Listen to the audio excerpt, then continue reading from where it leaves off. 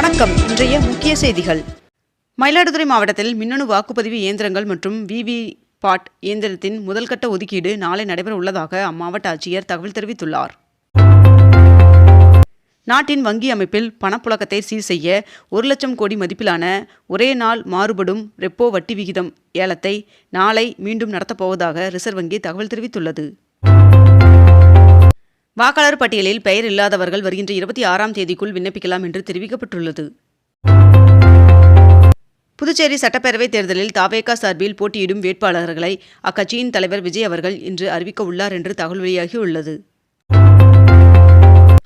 ஆந்திர மாநிலத்தில் உள்ள ரேஷன் கடைகளில் மீண்டும் மண்ணெண்ணெய் வழங்கப்பட உள்ளதாக அமைச்சர் தெரிவித்துள்ளார். வருகின்ற மார்ச் 23ஆம் தேதி திருத்தணியில் சீமான் அவர்கள் பிரச்சாரத்தை தொடங்க உள்ளார் என்று தகவல் வெளியாகியுள்ளது. தமிழகத்தில் இதுவரை தேர்தல் பறக்கும் படையின் சோதனையில் 73 கோடி ரூபாய் மதிப்புள்ள பணம் பொருட்கள் பறிமுதல் செய்யப்பட்டுள்ளதாக தமிழக தலைமை தேர்தல் அதிகாரி அர்ச்சனா பட்நாயக் அவர்கள் தகவல் தெரிவித்துள்ளார். போருக்கு மத்தியில் தனது மிகப்பெரிய மதிப்புள்ள 10 மில்லியன் ரியாஸ் நோட்டை ஈரான் வெளியிட்டுள்ளது. தேசிய ஜனநாயக கூட்டணியில் டிடிவி தினகரன் அவர்களின் தலைமையிலான அமமுகவிற்கு 12 தொகுதிகள் ஒதுக்கப்பட்டுள்ளதாக தகவல் வெளியாகியுள்ளது. வணிக பயன்பாட்டிற்கான சிலிண்டர் ஒதுக்கீடு மார்ச் 23ஆம் தேதி முதல் 50% அதிகரிக்கப்படும் என்று மத்திய அரசு தகவல் தெரிவித்துள்ளது. ஹார்முஸ் ஜலசந்தி இடையூறு காரணமாக தினசரி 21,600 கோடியை வளைகுடா நாடுகள் இழந்து வருவதாக தகவல் வெளியாகியுள்ளது. தமிழகத்தில் வருகின்ற 24ஆம் தேதி வரை மிதமான மழை பெய்ய வாய்ப்புள்ளதாக வானிலை மையம் தகவல் தெரிவித்துள்ளது. ரூபாயின் மதிப்பு கடும் சரிவு, தொழில்துறை எரிபொருள்கள் விலை உயர்வு ஆகியவை பணவீக்கத்தின் அறிகுறிகள் என்று ராகுல் காந்தி அவர்கள் தெரிவித்துள்ளார். தமிழ்நாட்டில் மினரல் வாட்டர் கேன் விலை 3 ரூபாய் முதல் 5 ரூபாய் வரை உயர்ந்துள்ளது. ரேஷன் அட்டைதாரர்கள் ஏப்ரல் மாதத்தில் 3 மாதங்களுக்கான பொருட்களை பெற மத்திய அரசு ஏற்பாடு செய்து வருவதாக தகவல் வெளியாகியுள்ளது. இந்தியா சீனா இடையே 6 ஆண்டுகளுக்கு பிறகு இமாச்சல பிரதேசம் வழியாக வர்த்தகம் தொடங்க உள்ளதாக தகவல் வெளியாகியுள்ளது. தமிழகத்தில் அரசு தொடக்கப் பள்ளிகளில் 20 நாட்களில் 44,000 மாணவர்கள் புதிதாக சேர்க்கப்பட்டுள்ளனர் என்று தெரிவிக்கப்பட்டுள்ளது. தமிழக தேர்தல் பொறுப்பாளரும் ஒன்றிய அமைச்சருமான பியூஷ் கோயல் அவர்களின் இன்றைய சென்னை பயணம் ரத்து செய்யப்பட்டதாக தகவல் வெளியாகியுள்ளது. டெல்லியில் ஒன்றிய உள்துறை அமைச்சர் அமித்ஷா அவர்களுடன் டிடிவி தினகரன் அவர்கள் சந்தித்து பேசினார் என்று தகவல் வெளியாகியுள்ளது. எளிமைப்படுத்தப்பட்ட புதிய வருமான வரி சட்டத்திற்கான விதிகள் வருகின்ற 1ஆம் தேதி முதல் அமலுக்கு வருகின்றது என்று தகவல் வெளியாகியுள்ளது. எளிமைப்படுத்தப்பட்ட புதிய வருமான வரி சட்டத்திற்கான விதிகள் வருகின்ற 1ஆம் தேதி முதல் அமலுக்கு வருகிறது. 22 கேரட் ஆபண தங்கத்தின் விலை சவரனுக்கு 2,640 ரூபாய் குறைந்து 1 சவரன் 1,08,960 ரூபாயாகவும் 1 கிராம் 13,620 ரூபாய்க்கும் விற்பனை செய்யப்பட்டு வருகிறது. இதனை அடுத்து 1 கிராம் வெள்ளியின் விலை கிராமிற்கு 10 ரூபாய் குறைந்து 1 கிராம் வெள்ளி 250 ரூபாய்க்கு விற்பனை செய்யப்பட்டு வருகிறது. 2,929 கோடி ரூபாய் மோசடி வழக்கு தொடர்பாக தொழிலதிபர் அனில் அம்பானி அவர்களிடம் சிபிஐ 2வது நாளாக விசாரணை நடத்தியது. ஆப்கானிஸ்தானிற்கு 2.5 டன் எடையுள்ள மருந்துகள் மற்றும் மருத்துவ உபகரணங்களை அனுப்பி இந்தியா உதவி செய்துள்ளது. திருவண்ணாமலை மாவட்டம் ஆரணி அருகே உரிய ஆவணங்கள் இன்றி எடுத்து சென்ற 105 விசைத்தறி பட்டு சேலைகளை தேர்தல் பறக்கும் படையினர் பறிமுதல் செய்தனர். பங்குனி உத்திர திருவிழாவை ஒட்டி ஏப்ரல் 1ஆம் தேதி தென்காசி மாவட்டத்திற்கு உள்ளூர் விடுமுறை அறிவிக்கப்பட்டுள்ளது. எரிபொருள் விலை உயர்வின் காரணமாக பிளாட்ஃபார்ம் கட்டணத்தை ஜொமேட்டோ நிறுவனம் உயர்த்தியது. உணவு சுகாதாரத்தை உறுதி செய்ய QR குறியீடு முறையை இந்திய ரயில்வே அறிமுகம் செய்ய உள்ளதாக தகவல் வெளியாகியுள்ளது. 1 முதல் 9ஆம் வகுப்பு மாணவர்களுக்கான முழாண்டு தேர்வு அட்டவணையை பள்ளிக் கல்வித்துறை வெளியிட்டுள்ளது. சட்டப்பேரவை தேர்தலுக்கான 10 வாக்குறுதிகளை மேற்கு வங்க முதலமைச்சர் மம்தா பானர்ஜி அவர்கள் வெளியிட்டுள்ளார்.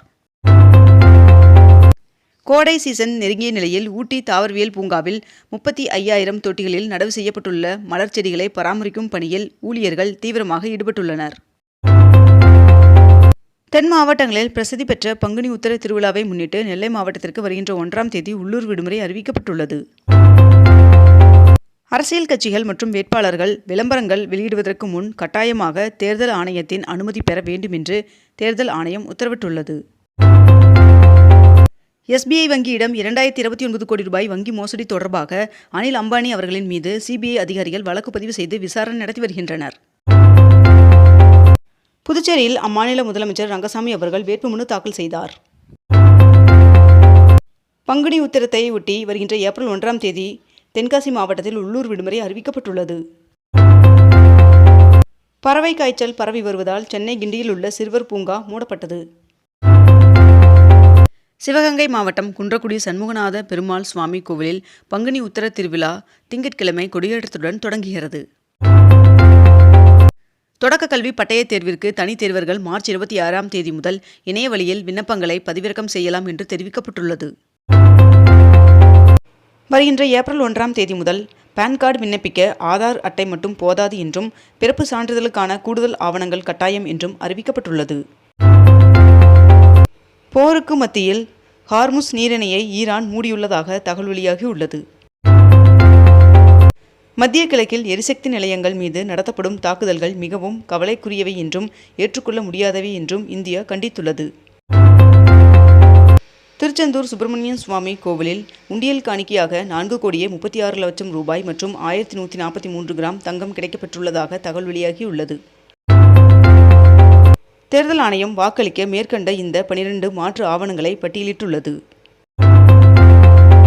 சென்னை மண்டல வானிலை ஆய்வு மையத்தின் புதிய தலைவராக விஞ்ஞானி சிவானந்த தாமோதரன் அவர்கள் பொறுப்பேற்றுக் கொண்டார். சட்டமன்ற தேர்தலை முன்னிட்டு 250 கம்பெனி துணை ராணுவ படையினர் தமிழ்நாடு வருகின்றனர்.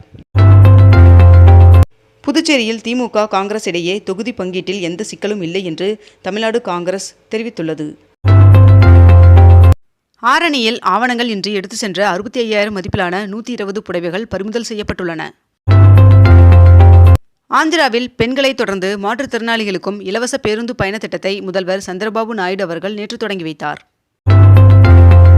2023-24ஆம் ஆண்டு பருத்தி பருவத்தில் மேற்கொள்ளப்பட்ட கொள்முதலுக்காக இந்திய பருத்தி கழகத்திற்கு 1,718 கோடியை வழங்க ஒன்றிய அரசு ஒப்புதல் வழங்கியுள்ளது. உள்நாட்டு LPG உற்பத்தி 40% அதிகரித்துள்ளதாக ஒன்றிய பெட்ரோலியத்துறை தகவல் தெரிவித்துள்ளது. 2030ஆம் ஆண்டிற்குள் இந்தியா 3வது பெரிய பொருளாதார நாடாக உருவெடுக்கலாம் என்று PGC அறிக்கை வெளியிட்டுள்ளது.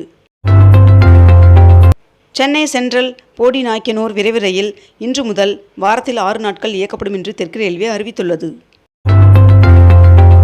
புதுவையில் தேர்தலை முன்னிட்டு மேற்குறிப்பிட்ட இந்த தேதிகளில் பட்டாசு விற்க மற்றும் தயாரிக்க தடை விதிக்கப்பட்டுள்ளது. இத்துடன் இன்றைய தலைப்புச் செய்திகள் நிறைவடைகின்றன. மேலும் இதுபோன்ற அண்மை தகவல்களை உடனுக்குடன் தெரிந்து கொள்ள அக்னிபூ சேனலை சப்ஸ்கிரைப் செய்து கொண்டு தொடர்ந்து இணைந்திருங்கள். நன்றி, வணக்கம்.